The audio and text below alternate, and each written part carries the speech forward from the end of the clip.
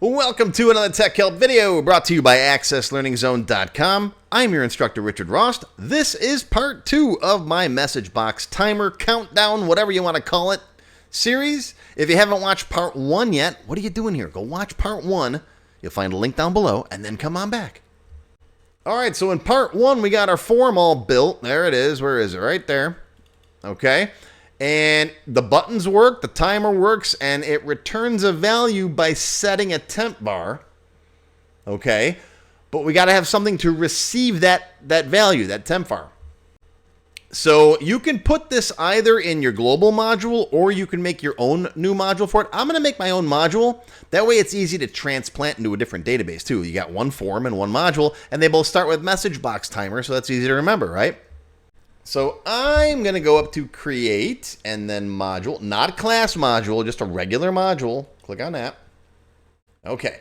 Now we're going to call this guy. It's going to be a public function. That way it can be used anywhere in the database. We're going to call this guy MsgBox Timer. And we're going to send in 2 parameters.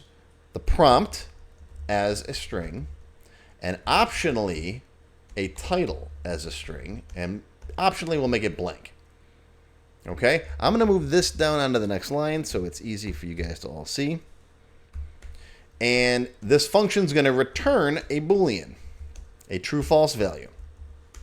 Okay, so it has to take in a prompt. You got to give it something. Optionally, you can give it a title. We'll put that up in the caption of the form, right? Just like MsgBox does. And it's going to return a true-false value, a Boolean value. Okay.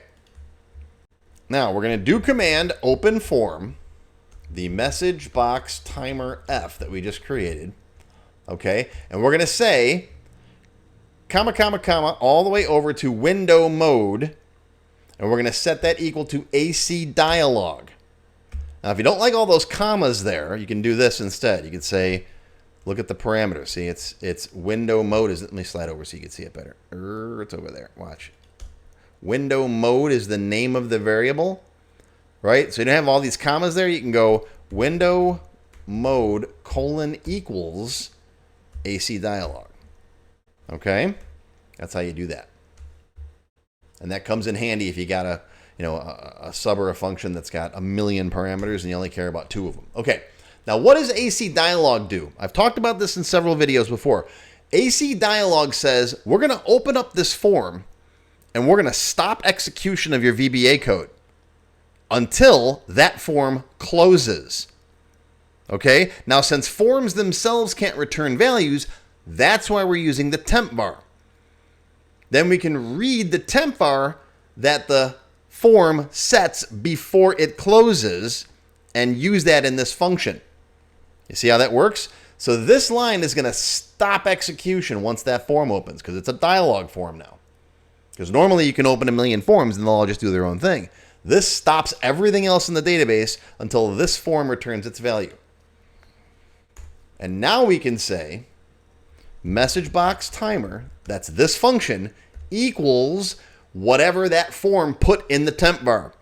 TempVars, MsgBox, what it is, I got it on my notepad over here, timer return value. Okay? Open the form, wait for it, get its return value, and then return that for the function. Save this. This will be my MsgBox Timer mod for module. Okay, debug compile. Now, we're ready to test it. Right click, design view. Let's go into our hello world button here. And let's say if MsgBox Timer, just like MsgBox, we made our own MsgBox Timer. What do you want for a prompt? Let's say close main menu. Okay, question mark. And then for the caption, we'll say close. Whoops, close menu. Like that. Okay? Now, just like MsgBox, if that returns a true value, then do command close, AC form, me.name, AC save yes. So it'll close the main menu that we're on because we're on main menu F right now. Okay, you ready? All right. Save it. Debug compile once in a while. Close it. Close it. I'm going to open up my main menu again. It's right here, but I have it on my quick launch bar right up there. All right, ready? Click. There's my thing. Okay, now, yeah, see, we haven't done these yet. We'll get there. Don't worry about it. We haven't done the prompt and the caption yet. Okay, if I say no, nothing happens. If I say yes, look at that. It closed the main menu. See? So what's happening is, whoops, my button moves the form over there, by the way. That's okay. What happens is when this guy opens up, okay, if I say no, it returns a no value in that TempVar to the calling function, which is my MsgBox Timer function. And so then it says close the main menu. And if I say no, it doesn't. Now, if this thing gets down to 0, then it should trigger the default value, which is set when we open this form, and that's going to be false. So I'm going to let it time out. Now, here's a little trick, and you don't want to teach your users this. You can lock this box if you don't want them to be able to do this trick. You can short circuit this. I'm just going to put a 5 in here real quick. You got to do it between the timer ticks, though. There we go. Ah, see, you got to do a 5 and then a tab. You get off. Oh, I missed it. See, let's try it again. It's tricky. You got to get it within 1 second. There, I did it. Okay, so now we're at 5, 4, 3, 2, 1, and it closed because it returned a false, which was the default value. See? Isn't that cute? All right. Well, we still got to set that prompt and that title. All right. So let's go back into our module here. Now, normally the way that you do this with a form, right, is you open the form and then you set its value. So you'd say like forms MsgBox Timer f prompt label dot caption equals whatever the prompt is.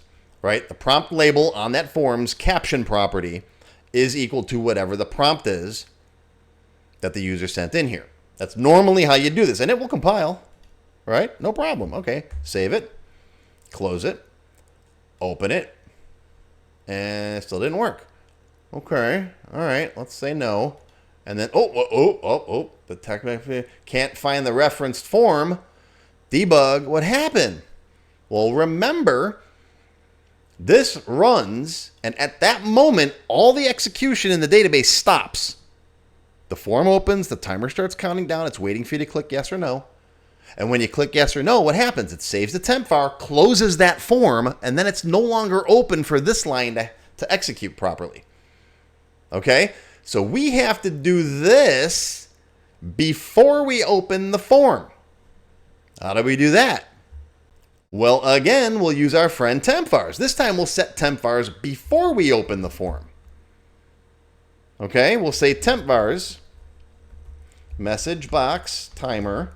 This one we'll call prompt equals prompt. And then I'm going to copy this. And we'll do the same thing for the title. Title equals title. So now we're going to put these parameters in TempVars that this form can read when it opens. All right, save it.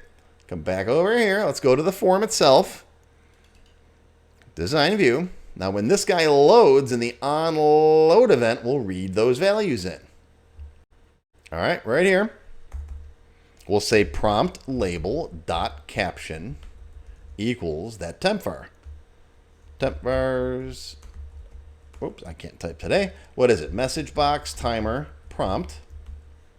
And then the form's title, me.caption, equals TempVars MsgBox Timer title.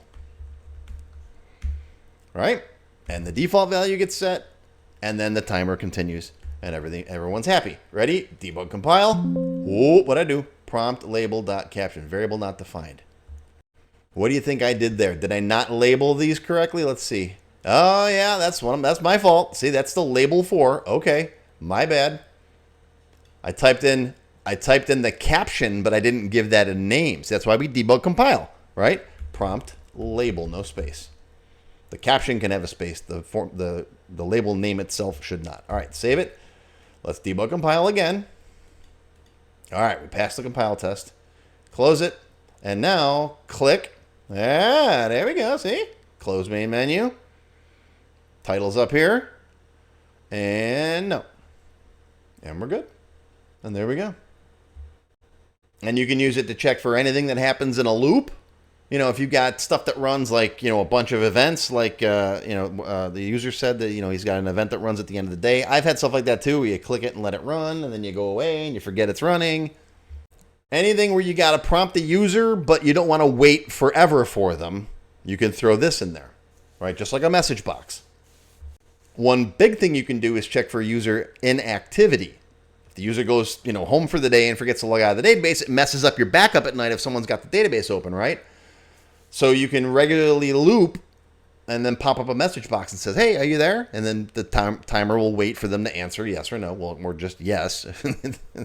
Or, I guess they could answer no and immediately close the database, right? Now, I've actually got another video coming out probably next week where we're going to talk about that in more detail. We're going to have it so that the database is constantly watching to see if the user's doing anything. And then if it detects inactivity for like maybe an hour or half an hour, whatever you want to set it to, then it will pop up a message box that we just made today, and it'll say, hey, are you there? And if they don't answer that, then it'll close the database. So that's coming up probably next week. I'm going to put a link to it down below to what I'm planning on its link being, and you can check it and see if that video is finished. If you're watching this in the future, 6 months from now, that video is probably already there waiting for you.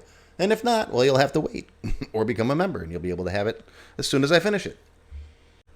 All right, now in the extended cut for the members, we're going to take this even further. We're going to add support for up to 3 custom buttons. Up to 3. Could be 0, could be 1, could be 2, could be 3. Right? We'll dynamically position them depending on how many you have. So 1 will be centered, 2 will be centered, 3 will be centered, or none. Right? We'll be able to set our own custom button captions. I did some funny ones here. Wizard, warrior, cleric, right? Okay. But you could do whatever you want. Okay, retry, abort, yes, no, true, false, whatever. We'll add some default values to our function so you can specify like the countdown duration. Do you want 5 seconds, 20 seconds, 2 hours, right? We could change the background colors. We're going to turn it into a fully reusable MsgBox Timer system that you can copy and paste easily into any database.